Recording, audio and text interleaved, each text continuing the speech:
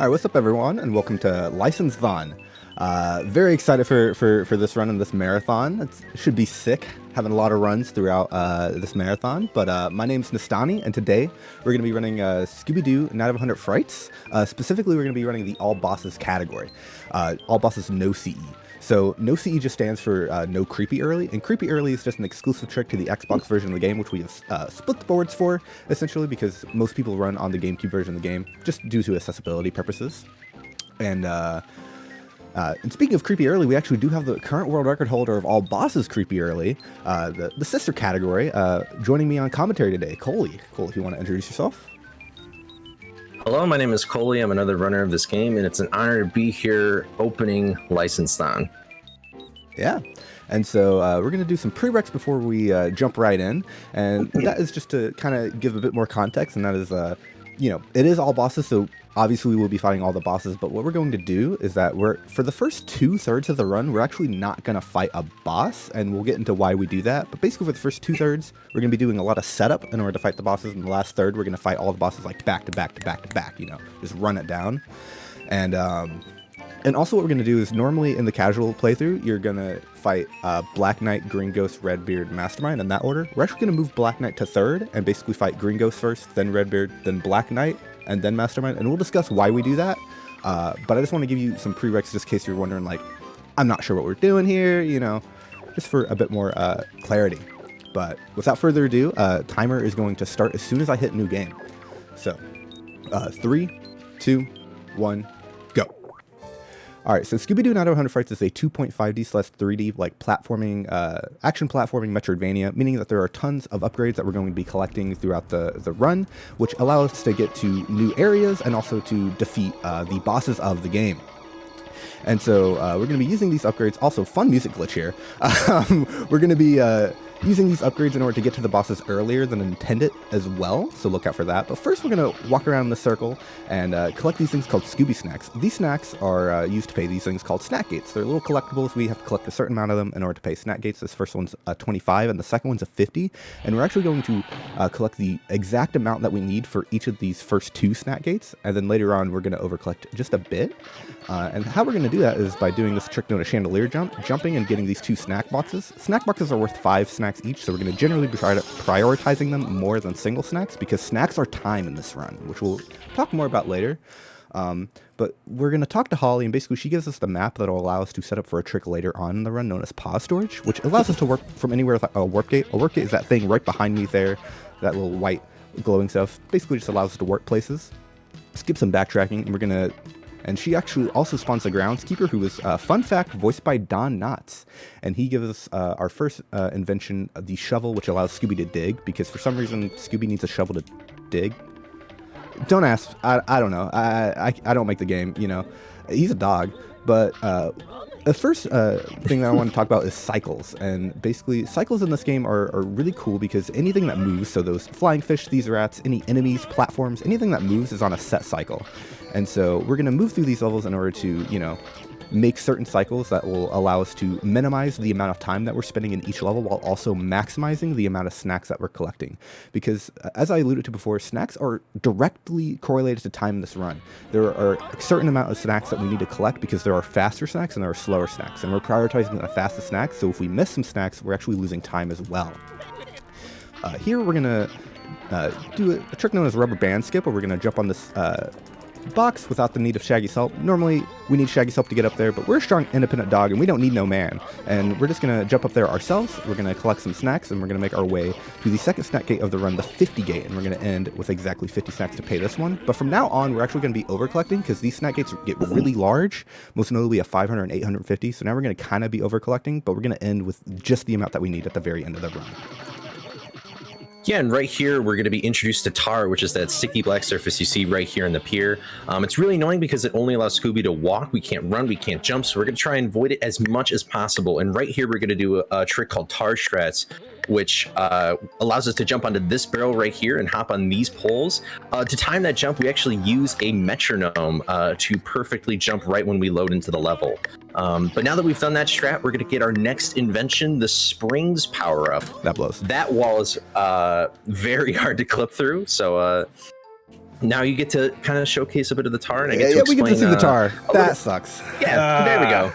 This shows how bad tar can be. But anyway, yeah, so at the end of this level is the springs power up, also known as the double jump. So obviously that's going to be extremely important in a platformer like this. And in this level, we're also going to do what's called a death abuse. We're going to do this a lot for skipping backtracking or cutscenes as well, because it just brings us to the beginning of this level without having to walk through all that tar. And now we're going to do what is normally called fishy skip, but for the sake of this run, it's called Black Knight skip. And this is the first part of that skip. We're going to jump into the water right here, and we're going to, you're probably wondering all that just happened right there. Scooby teleported, we went through the world, like what just happened there? That was what's called a void warp. And essentially how void warps work is that every level exists in a void. And when Scooby enters that void, a failsafe activates where he's set to a specific point in the level. And that point just so happens to be at a spot way later than we're intended to be right now. And it skips a ton of invisible walls and tars. And that void warp alone skipped the manor levels, the Black Knight boss fight, which also skipped us getting the galoshes power up, which is a invention that allows us to walk on tar. And it also skips the fishy levels, which skipping just the fishy levels alone saves 5 minutes. But right here, we're going to do part 2. And you saw Nestani just death abused again. That's because there's a cutscene there that we wanted to skip, but also it changes the positions of keys. There are 4 keys at the end of this level, and they're all trapped in these wooden crates. And normally we'd have the helmet power up, which is a power up that allows us to break boxes. So these keys are trapped in boxes, but we don't have the invention to get them out. So what are we going to do?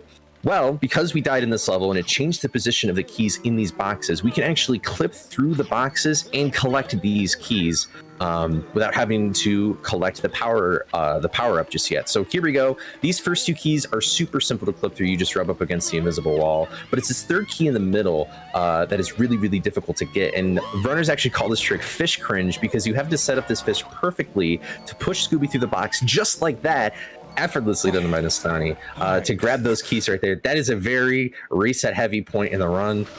He did it effortlessly, though. We're on our way to Coast 2. This is another really cool level with a really cool cycle. It's called Zero Cycle, and we're going to see here that Nestani's going to run under this first box right here without actually getting hit, and he's able just to run through the rest of this level and grab all the snacks here effortlessly. But you saw at the beginning of this level that we were actually charging around a lot of enemies to make that cycle, and that's because the charge attack is very interesting in this game. First of all, when Scooby charges, his hitbox goes entirely to his head, so it allows us to sneak past enemies without actually getting hurt, so we don't have to jump over them. Because jumping and just normal running is normally pretty slow. You want to stay on the ground. The charge attack is actually Scooby's fastest form of movement, but we don't want to charge all the time, because at the beginning of Scooby's charge, it's very slow, and Scooby gradually builds up speed. So sometimes it's faster to just run rather than charge. Right here, you're going to see Great Being Jesus. We're walking on water.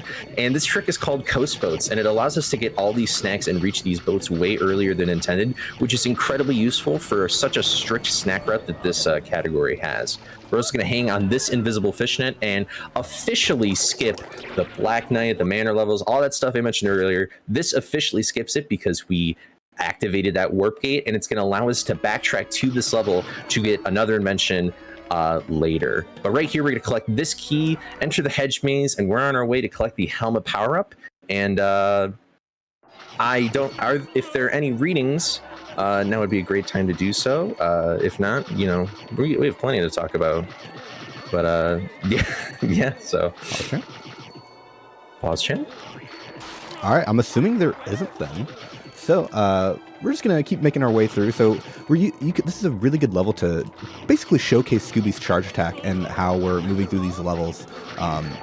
And we're basically going to keep using this charge attack and minimizing our jump heights, like Cole said, basically throughout the whole run to move as fast as possible.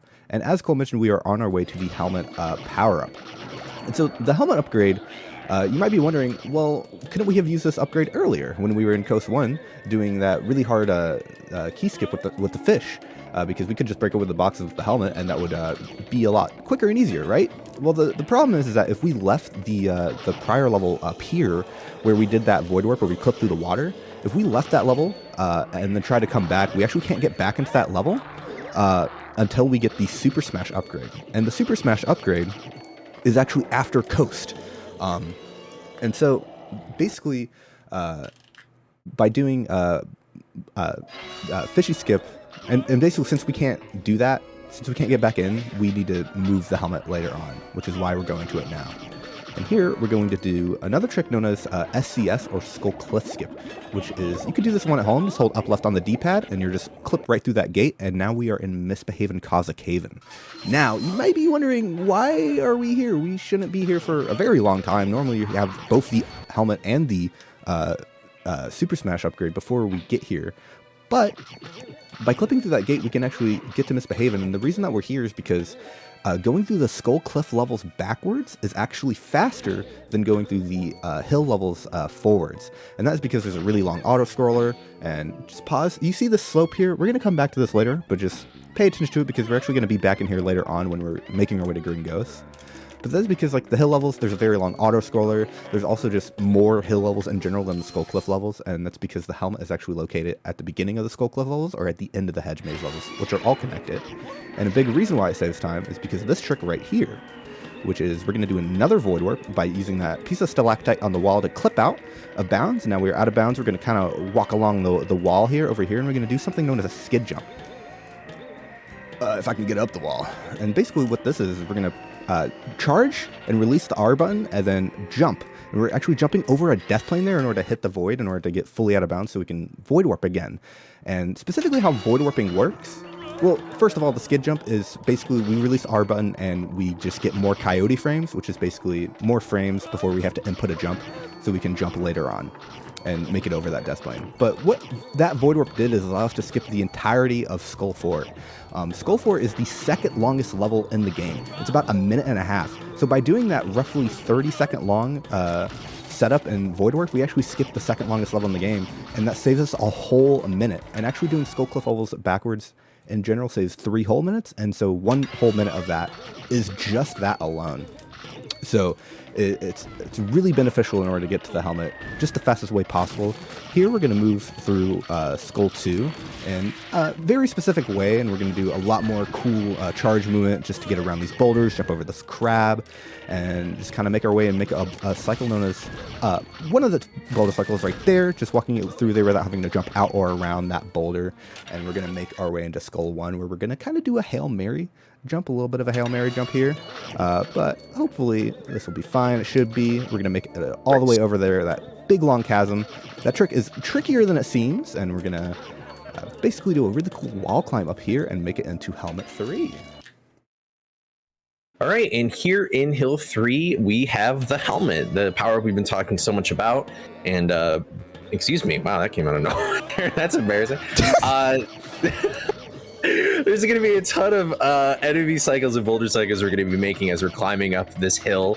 But while we're doing that, I thought it'd be cool to talk about one of the coolest glitches in the entire game, known as pause storage. And essentially how pause storage works. Yep, call back all the way to the start of the run. We mentioned it.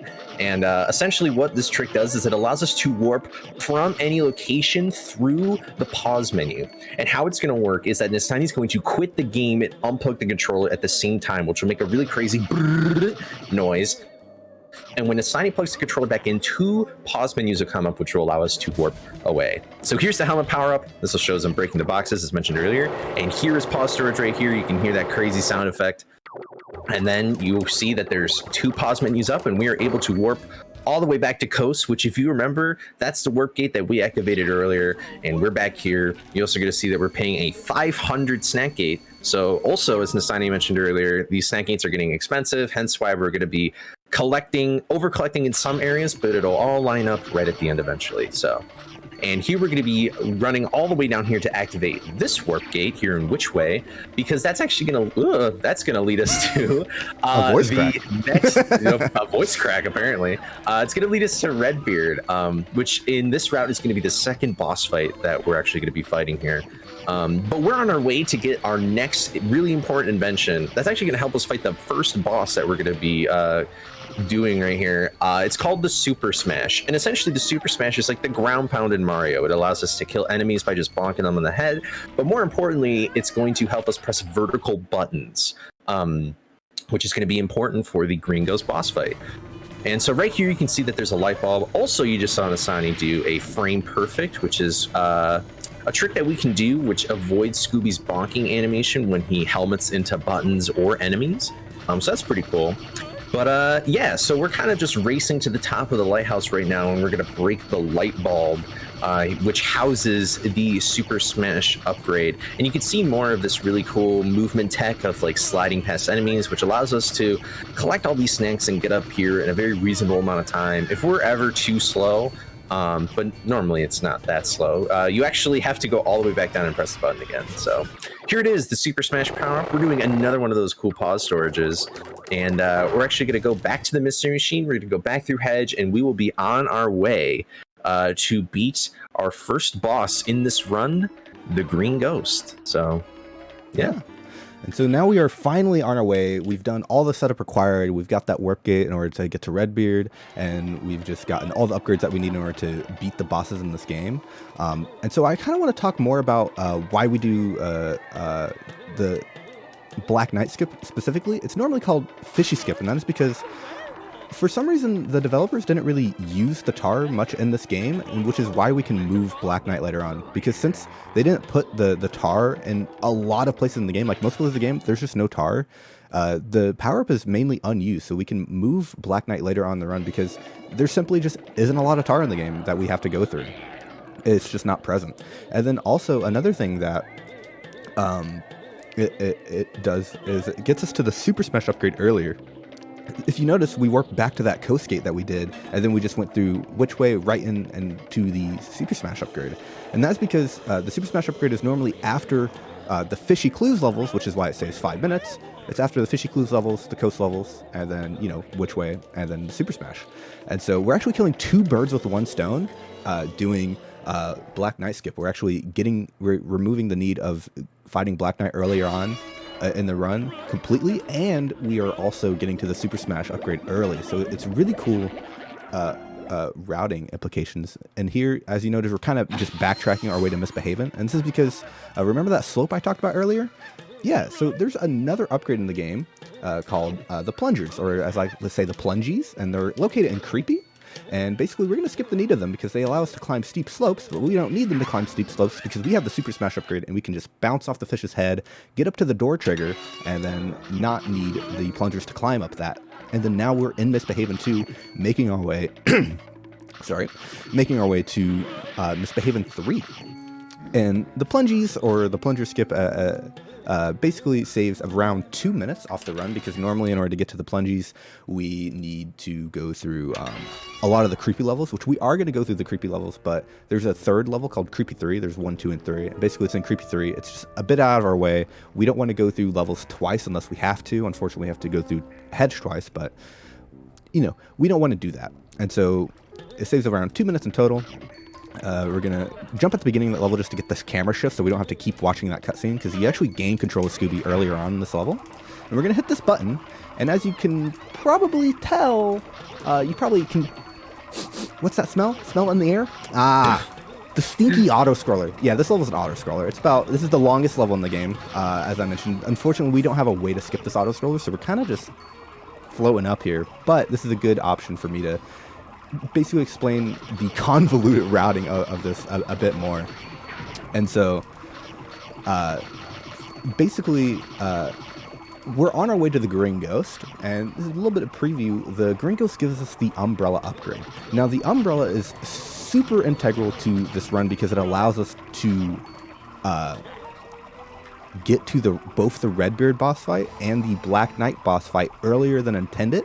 Because basically what the Umbrella upgrade does is it allows us to float in the air, and allows us to glide. And so we're going to be using that in order to get to those bosses faster, which we'll talk about obviously when we get to it. But it really just allows us to blow the game wide open if we are allowed to get to Green Ghost first, which luckily we are. And this boat is a fun fact called Twitter boat, mainly because you can literally go on Twitter and go on your phone and just just do whatever while waiting on this boat to rise, because there's nothing else to do there.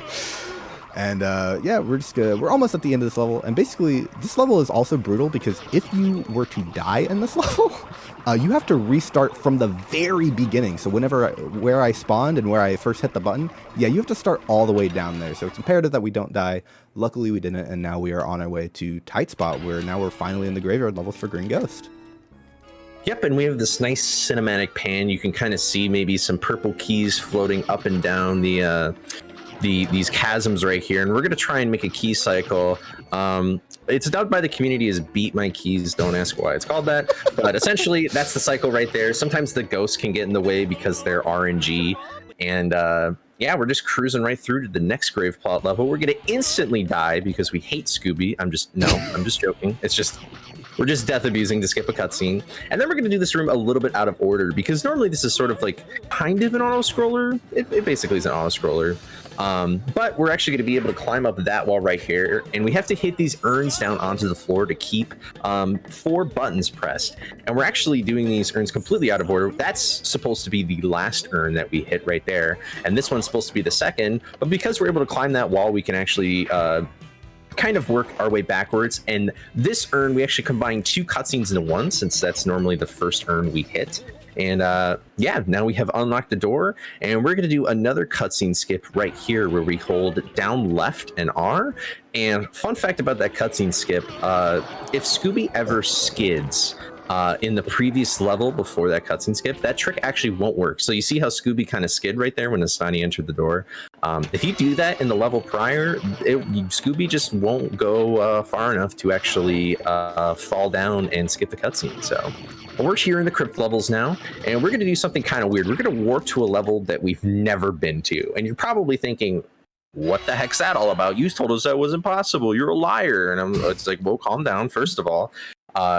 Second of all, that warp gate's actually very special because for some reason, those 2 warp gates are actually the same warp gate. They were just copy and pasted. So if one warp gate's activated, the other one's activated as well. And this is very useful because not only does it skip a 600 snack gate, these things are getting expensive, it also skips some of the gloom levels, the crypt levels, and more importantly, brings us to this room, which now that we've collected these 2 keys, we are finally fighting our first boss of this game, the Green Ghost.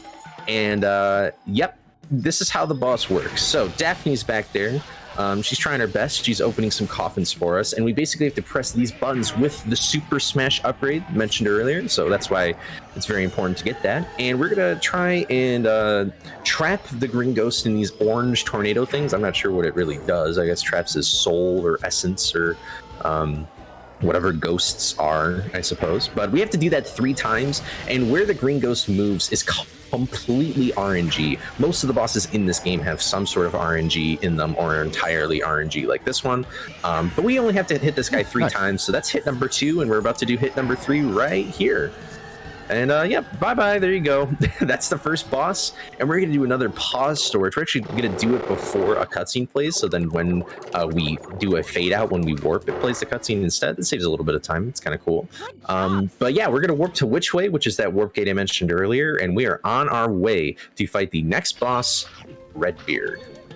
Yeah, and Redbeard's actually going to go by really quickly, so I'm going to try to explain it. But as you all know, in order to get to Redbeard, you have to go through, well, if you've played the game casually, you have to go through the shipwreck levels, which, again, if you've played it casually, if this has been your childhood game, you'll know that you probably hate these levels, specifically because of Wreck 2, because these are some of the hardest levels in the game. And basically what we're going to do is we're going to do a trick known as ship skip, and we're going to skip all of them. And how we're going to do that is using the Super Smash to extend our distance in the air and basically just jump up and over all these invisible walls using that mast, because there's a shortcut in Rec 1 that goes to a Gas 3, and so now we've skipped Rec 2, 3, and a Gas 1 and 2, and then we're going to clip out of bounds here by just riding up this wall, and this is because you see that snack gate in the background?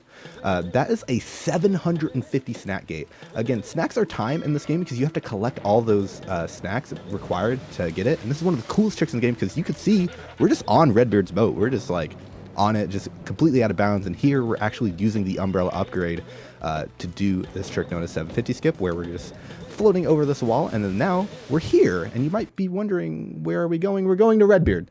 That is because the exit of the Redbeard boss fight is in a Gas 3. And so because it's in a gas 3, we can use the exit in order to get to the Redbeard boss fight earlier than intended without having to pay the 750 gate and doing the level after the 750 gate in order to get here. And now we're going to do a very finicky trick known as Fred Clip. Fortunately, I got it, and we're going to go for something called a multi-rope right here. I did not get one. Okay, so unfortunately, I'm not going to get to show you all a multi-rope, but the idea there is that we want Redbeard to throw the sword straight up, 21-21, and basically by him throwing the sword straight up, we can we can cut multiple ropes. Sorry. But there is a thing where if he cuts all 4 ropes, we actually soft lock, and basically what that means is that we just have to die and do the boss fight over again. So I'm not going to go for another one. Ideally, we want a 3 rope in this category because how this category works is the first 3, you can fight the bosses in any order, but the first 3 bosses that you have to fight, you have to watch the cutscene. And since we have to watch the cutscene, basically if you get a 4 rope, it freezes the room. Oops, it freezes the room. This is unfortunate for me. Okay, let's not die here for a second. Okay, it freezes the room and basically it allows you to not exit, and it doesn't trigger Fred to give you the cutscene. And so we're just going to kind of play this safe. We're just going to get single ropes, but each of these ropes are about 30 seconds. So we can save a minute and a half in this level if we get a 3 rope, which is really pog. Unfortunately, we did not get that, so we're just kind of sitting here just waiting to finish Redbeard. How the waves of enemies work, there's, you kind of saw it, there's 1, 2, 3, 4. The waves just scale up per wave. And then now we're gonna... That was very weird. Oh, that's a frame perfect. Sorry. Yeah. Now we're gonna talk to Fred, and we're gonna do another pause storage, so let's get some backtracking. Hit it again, and then now we will make our way finally to the Black Knight boss fight. Yeah, so this means that we have to go through probably the more nostalgic part of the game, the Mystic Manor. This is the one that everybody kind of knows and loves. But while we're going through all these levels, since we're basically kind of just run them down, I want to explain how we're going to get to Black Knight so early. So there's essentially 2 parts. The first part is that we're actually going to use a shortcut in the level Mind 1, and there's essentially a giant fan in the room that when activated, we can actually use the umbrella to float up and reach a level called Cower in the Tower. And normally when you go through these levels, you don't have the umbrella. But since we actually beat the Green Ghost boss fight first, we do have the umbrella, and we can use this shortcut. And that shortcut actually skips 8 whole levels right off the bat. Almost. So that's incredibly useful for us. And then we're going to do a second part of the skip in Tower, because Tower actually holds the exit to the Black Knight boss fight. So we're going to enter through the exit again. Also, just real quick, you can grab that key. It's pretty sick. Normally you'd have to watch a cutscene to get it, but yeah, there we go. Anyway, sorry for that side tangent. So the second part of getting to Black Knight early is actually getting to the exit of the boss fight. But the problem is that it's at the very top of the tower, and it's blocked by a ton of invisible walls and tar. And obviously we can't access it yet by normal means. So we're actually going to do an incredibly difficult jump, and actually using the Super Smash to our advantage to keep our height while maximizing our distance. So upcoming, here's the first part. We're going to hit this button. Fan spawns, the witch dies, and we're just going to run back over there, use the umbrella power up to glide up, and in a matter of just probably like 30-40 seconds, we have skipped 8 levels right now. Boom. First part to get to Black Knight early, done. Second part, here we are in Tower. We're climbing up our way to the top, and we're about to do that difficult jump that I mentioned earlier. We're actually going to jump on a railing up here to skip a decent section of this level right here. And then this is where the invisible walls are, and you're going to see Nestani do a Super Smash. Get it first try. So sick, that is a really that is one of the hardest tricks in the whole game, because you saw how tiny that ledge was. But now we're here. We're in Black Knight. We have skipped 13 levels right here, right off the bat. Yeah, I'm absolutely sick. So other than being sick, though, this is the another not sick boss, Black Knight.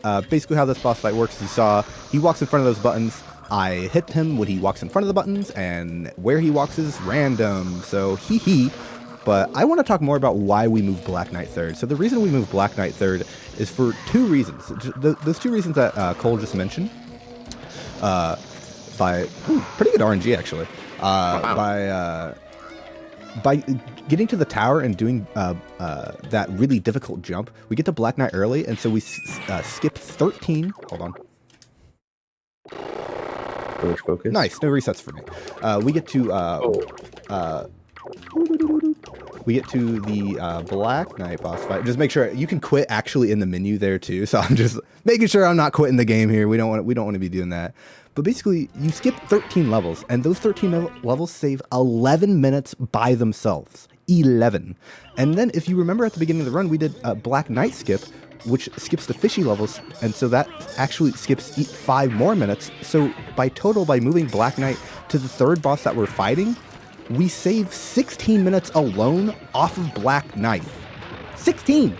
Just by moving him, just by putting him later on. We're just like, bloop, bloop, put him later on, and we save 16 whole minutes. It is crazy the amount of time save that Black Knight gives us by fighting him third rather than first.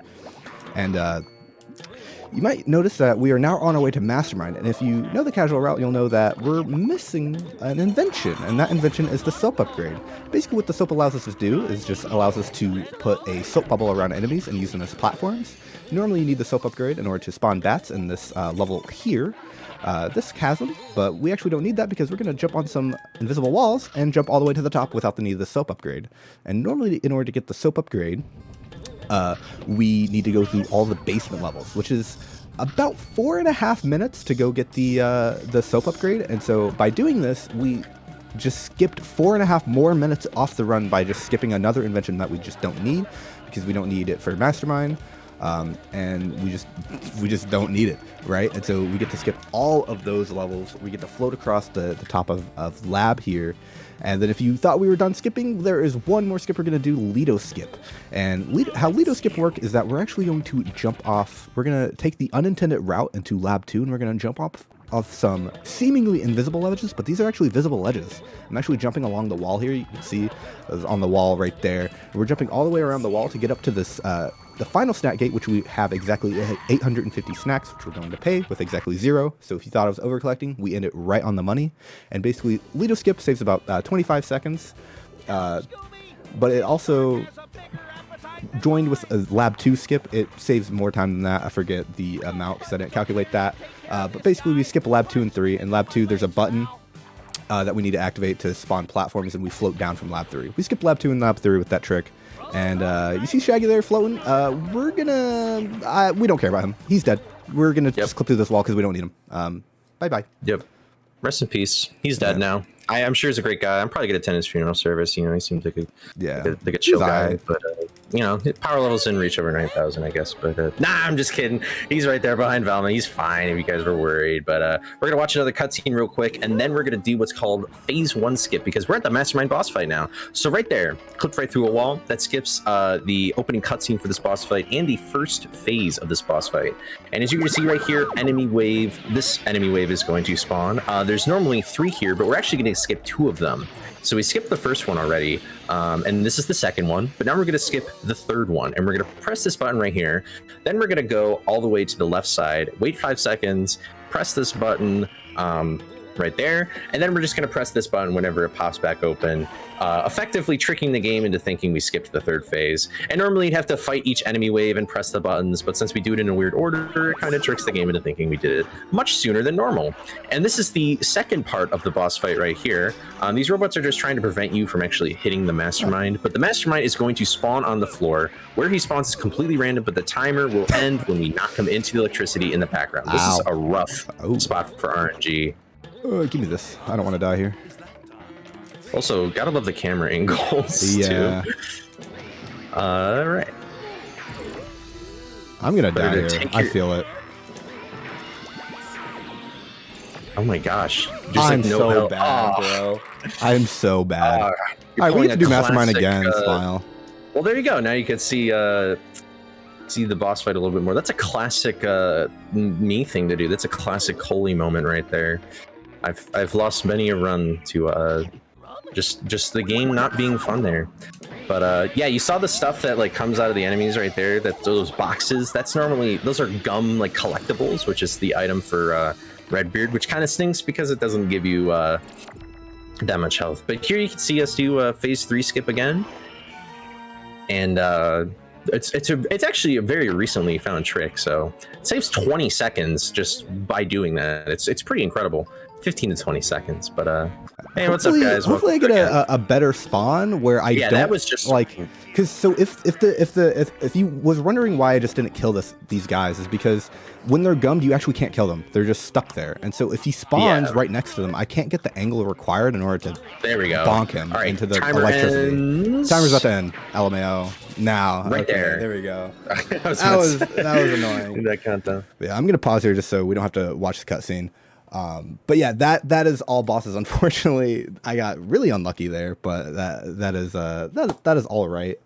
That's how this category goes sometimes. Yeah, sometimes you just get unlucky, and it's all right. And so, Cole, if you want to do your quick shout outs real quick before we get going.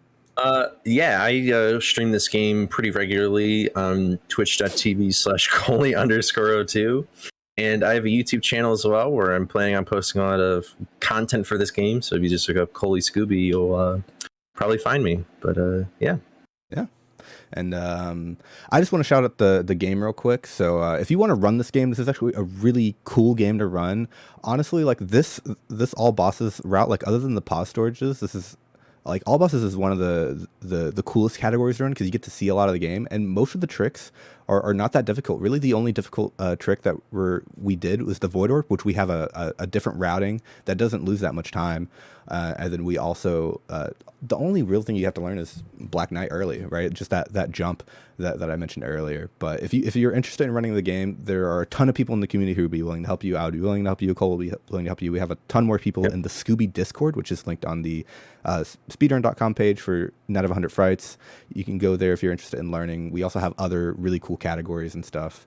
And yeah, and I'm not one for self-promotion much, but I will do one self-promotion as because for the past couple months, I've actually been working on a documentary for this game, Night of 100 Frights. It's centered around the community and like basically like a lot of speedrunning. You see like world records, you see this, you see that, but you don't really see like the community aspect and how like, you know, because I'm sure a lot of you know if you're in smaller communities how they can feel kind of like a family at times, and I basically wanted to highlight that in the documentary, and that's coming out in 2 days. It's coming out Sunday, but you shouldn't watch it then because License Lawn is going, so you should watch it on like Monday after License Lawn.